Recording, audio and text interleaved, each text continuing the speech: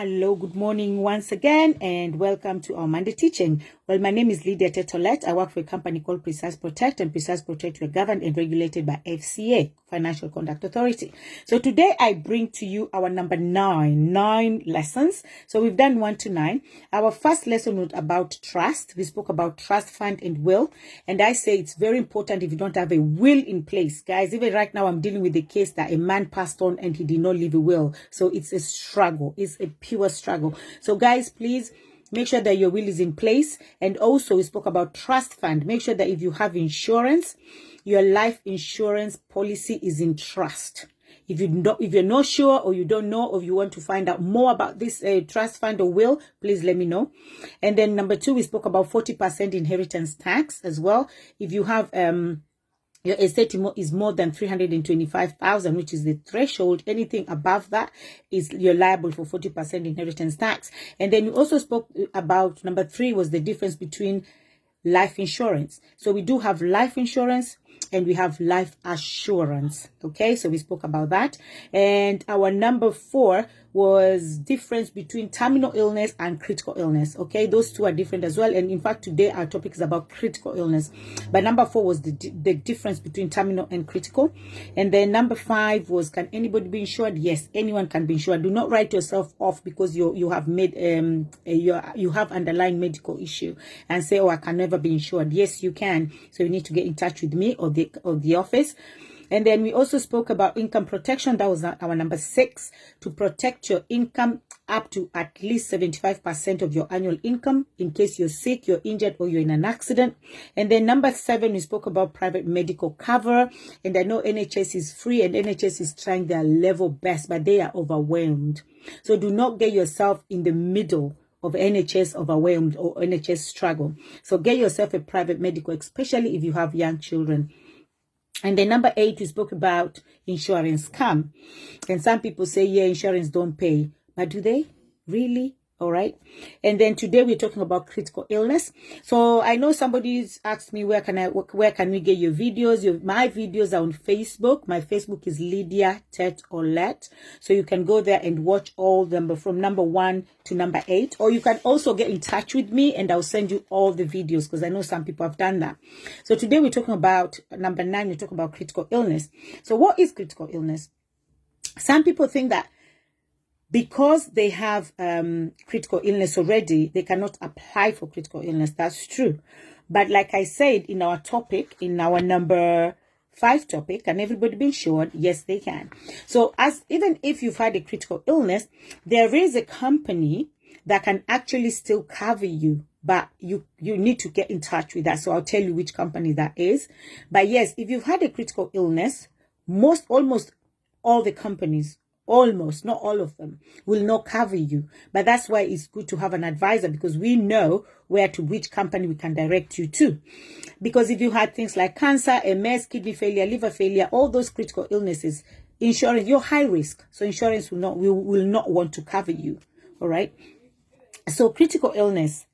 If you've been diagnosed with a critical illness, okay, and I'll just mention few that are major, the ones that a lot of people that I know that have heard one of these, okay. So we have cancer. Cancer is a critical illness, but from stage 2, not stage 1, okay. So cancer is a critical illness.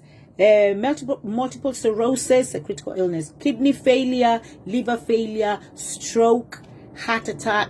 If you've had an accident and then your leg or your hand has been amputated, or total deafness or total blind or 3rd-degree burns, all these are things that people always feel like it can never happen to me, But how many people do you know right now that you're watching this video, or even you yourself, how many people do you know that have been diagnosed with a critical illness?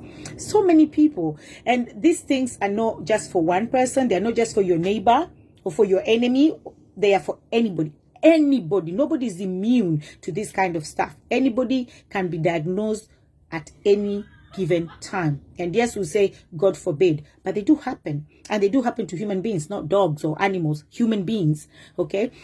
And if you've been diagnosed with any of these things or more, again, depending with different companies, some companies will cover up to 48 different critical illnesses. Some will go up to 58. Some will go up to 178. There's a particular company that does that one up to 178. But of course, I'm not mentioning any company, any providers here. But it depends with the provider that you go for. Depends with how many different critical illnesses they cover. So when you're getting insurance, you have to be sure of what they cover. Because imagine you taking a critical illness and then, God forbid, you're diagnosed with a stroke. And also stroke, there's still definition of that. So what happens is there's definition of everything. Like now cancer, they've said cancer from stage 2. But some people, when you're taking critical illness, they're not going to tell you that, oh, it's cancer. They'll just say cancer. So if they diagnose you with cancer in the stage 1, you're thinking, oh, I'm paying for critical illness, so I need to be paid. And then you go and they tell you, I'm so sorry, it's from stage 2, it's not stage 1. You'll be very, very disappointed. And then we'll go back to our topic of insurance is a scam. And then you'll be thinking, why are they not paying me? But the thing is, every illness, like kidney failure, they still have definitions. Okay, they have definitions, stroke.